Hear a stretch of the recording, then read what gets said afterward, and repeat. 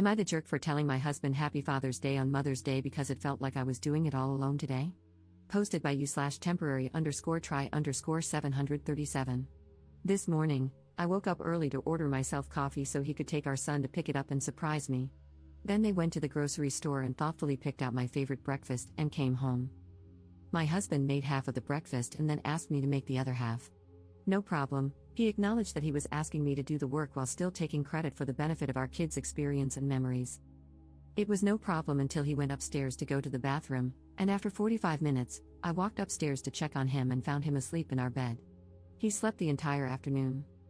Later that day, I was doing the absolute mountain of dishes, my third load for the day, that's another story, and he asked me to make a grocery list.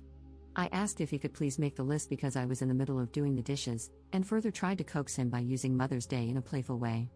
I really didn't want to drop what I was doing to look in the fridge, he was already standing right in front of it, to tell him what we needed for dinner. He knows what the ingredients are, he could easily look himself, but he insisted I help him.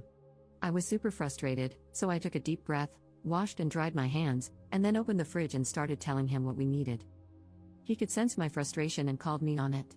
I explained that I was really hoping he could make the list himself just this once because I was in the middle of doing the dishes. I explained that when I make a grocery list, I just look at what we have and write down what we don't, and I didn't understand why he needed my help.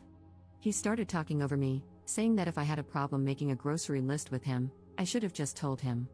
I told him that I did communicate that with him, but he doubled down and told me that I need to learn some patience. I smiled and said, "Happy Father's Day," because it was the nicest thing I could think to say. That completely set him off. He went off on me, refused to get ingredients to make our dinner, bought dinner only for himself and our kids, and has been giving me the silent treatment for over an hour. He says I went too far. Am I the jerk here? Edit. Wow, I did not realize I was going to wake up to so much to read. Thank you for all of your feedback. I have been enjoying my self-brewed coffee this morning and taking in your responses. I have a lot to look over and think about. I know divorce is the obvious answer. Edit 2. No, divorce isn't the obvious answer for this specific incident. Edit 3. I mean, the idea of divorce is not solely based on this one specific incident. Several people have commented, thinking everyone is jumping to divorce based on this one situation. It is more complex than just this one day. No, I'm not using Reddit as a poll to decide whether or not to leave my marriage. Both of our mothers are dead, unfortunately. Our children are 6 and under. It is common for parents to help and facilitate the day. 6-year-olds and toddlers can't be responsible for celebrating their parents. I didn't expect anything from him. I know it's just a Hallmark consumerism holiday. People who have commented are correct in saying that this incident is just representative of every other day, but it was magnified by the fact that Mother's Day was a particularly crappy day to choose to be particularly crappy. I felt like maybe I was the jerk for making the petty comment. I am neurodivergent, and sometimes I have trouble picking up on whether I did something wrong that I didn't realize was wrong to say or do. I appreciate all of the anecdotes about your strength and ability to move forward after leaving an exhausting marriage. It is inspiring. Update 2 days later. Since Sunday, I have not lifted a single finger for baby Sinclair, my internal nickname for him. Unless it directly impacts our kids, every time he asks for my help or wants me to do something for him that he can do himself, I just use my absolute sweetest voice to let him know he doesn't need my help and that I believe in his ability to complete the task himself. Then I smile and walk away. The third time I did this, he said I was making him uneasy. I couldn't help but LOL, which made him announce that he felt even more uneasy.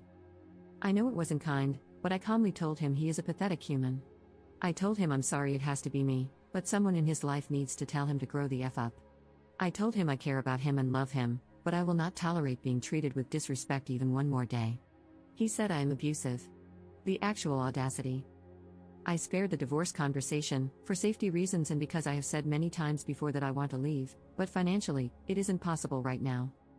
Side note, I tried to leave last year because he was making me feel unsafe, and his behavior was erratic.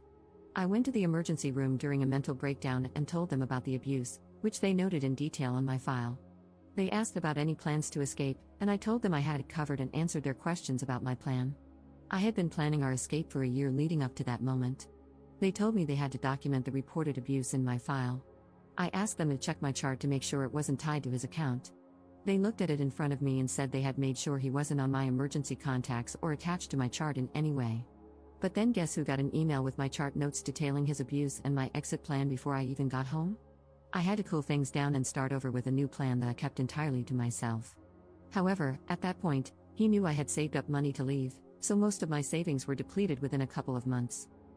I eventually left with our kids with far less savings, and it didn't take long for me to realize I could not sustain the cost of my original bills, still in my name, and new bills, in addition to legal assistance and the overall cost of starting over. Our leaving caused him to spiral, and he went back to therapy. Soon after, we started to dip our toes into visiting each other, mostly because I didn't want to leave our kids with him. We stuck to outdoor public activities as a family. He has always been able to wear me down and talk me out of a divorce, and this time was no different. Even though I know I'm not an anomaly, I felt ashamed and like a complete failure for going back. Surprisingly, he never actually changed, sarcasm, of course. End of side note. Anyway, back to the present day, I began to gray rock to throw off his cycle of attempting to rope me back into the argument from the other day. I have calmly listened to him gush over his love for our family, how much he loves and appreciates me, and how he thinks I am an amazing mom. He says he loves me, but all I hear in my head is his voice screaming effing beach at me. It all sounds so obviously disingenuous. I told him his words mean literally nothing while his behavior remains the same. It's like saying waffles have legs. It sounds unbelievable, and if I don't see it with my own eyes, I'm not believing it. I told him that regardless of whether we stay together or not in the end, we need to go back to therapy, both together and separately. I told him he needs to take steps today to move forward with therapy and treat his mental health appropriately. He agreed, but no evidence of walking waffles yet. I'm surprised at my ability to completely refuse to do anything he can do himself. I'm even more surprised that he's actually doing the tasks himself. I have tried this before, and he ultimately bullied me into doing the task. Not this time. He keeps complaining about his results in ways that are so juvenile and manipulative, always leaving the impression that if I had just done it for him, it would have been done correctly. I just smile and tell him he did a good job with the task and that it sounds like he needs more practice. Eventually, it will become second nature. I can feel his attempts to make me miserable, but it is rolling right off of me, at least for now. I cannot express enough how much I appreciate the support and validation here. I appreciate the married people who have shared what their day was like on Sunday, and every day, as a healthy couple. For those of you who have asked why I am taking to the internet with this in the first place, I have been isolated from my circle for so long that my relationships no longer exist. I have limited family, and no family nearby. My mom is dead, my dad sucks, my siblings mostly suck. I have no friends. I work virtually and don't have friendships with my coworkers because we rarely socialize or have opportunities to bond. I don't have many opportunities to interact with adults. Isn't that the beauty of the internet? Despite my logical brain, years of gaslighting, along with my neurodivergence, have sometimes made it feel impossible to trust my own judgment. If you are offended by me posting this and have taken the time to voice your disgust for me in my post, I just want to let you know I have processed your complaints and directed them to the correct department. Thank you for your feedback. Second update 1 month later. A lot has happened since my original post. First, since Mother's Day, he has not shown any attempts at progress, no surprise. He has lost his control and repeatedly called me a effing beach and other awesome pet names over his minor irritations with me. Example, I asked him if he wanted my help bringing in the groceries. Apparently, he wanted to do it himself to let me relax, and my offering ruined his plan, so he essentially threw an adult version of a tantrum. I explained that it doesn't feel like a genuine gesture, especially because now I'm being yelled at for offering to help. LOL, okay, pal. At one point, I became petty, whoops, and told him to use I statements because that's his go-to therapy speak that he uses on me as a dog whistle during arguments and therapy appointments. He lost his crap, which then made me laugh because I literally do not understand if this is really his perception of reality.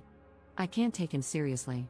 I find myself laughing more now than ever, and it's not to mock him, I just can't control my disbelief and don't know how else to cope at this point.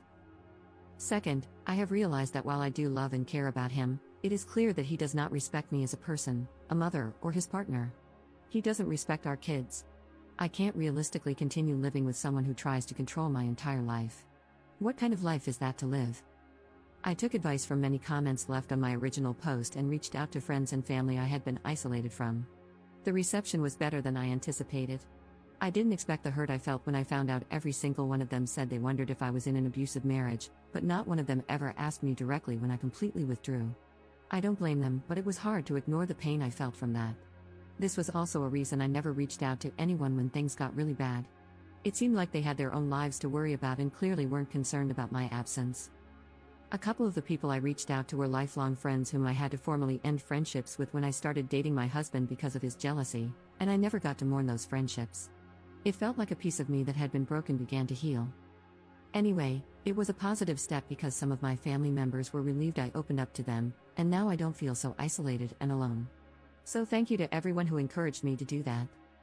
I am not sure what my next steps are, but I am feeling more confident in my path forward.